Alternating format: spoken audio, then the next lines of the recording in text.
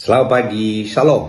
Kalau kita perhatikan Maria dan Marta dalam Alkitab, Marta itu melakukan segala sesuatu buat Tuhan. Dan waktu lihatnya Maria tidak mengerjakan apa-apa, hanya mendengar Tuhan, Marta komplain.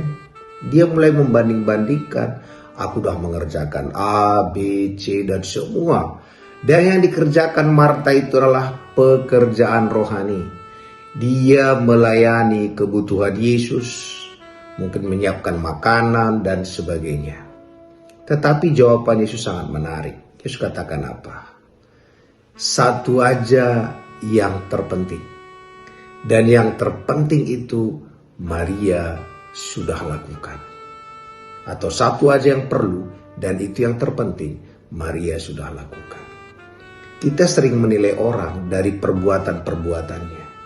Tetapi Tuhan menilai orang lain dari apa yang dia dengar. Perbedaannya di mana? Perbuatan-perbuatan Marta tidak menimbulkan iman bagi dirinya. Tapi perbuatan Maria mendengar Tuhan itu mendatangkan iman. Karena tanpa iman tidak mungkin berkenan kepada Allah. Bahkan Tuhan katakan dia pengen, waktu dia datang dia pengen melihat iman di bumi.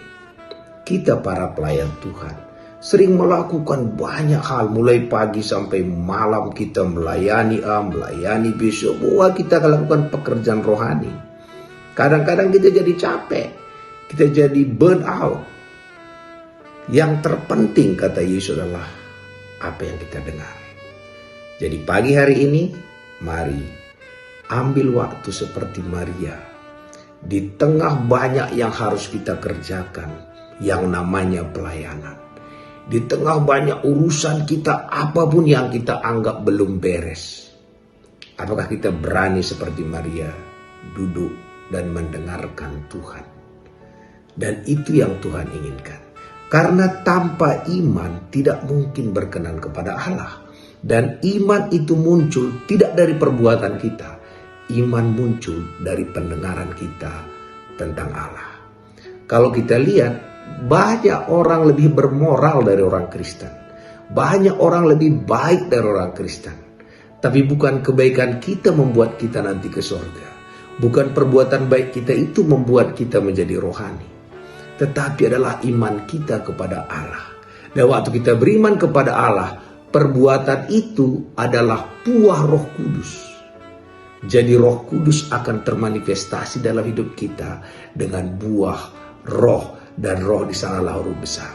Jadi waktu kita dengar Tuhan, maka semakin hari kita beriman, dan waktu kita beriman, maka Yesuslah yang hidup dalam diri kita.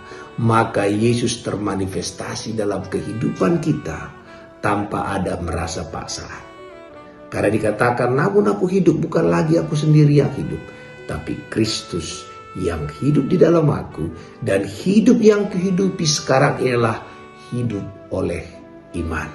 Pagi hari ini mungkin kita sibuk sekali, tapi ambillah waktu yang paling penting yang takkan bisa diambil orang, yaitu dengarkan Tuhan lewat khotbah, baca Alkitab, dengan pujian, dengan banyak cara. Waktu kita di mobil dan di mana saja kita bisa dengarkan Tuhan berbicara kepada kita lewat hamba-hambanya, lewat firman-Nya, dan lewat pujian agar kita memiliki iman.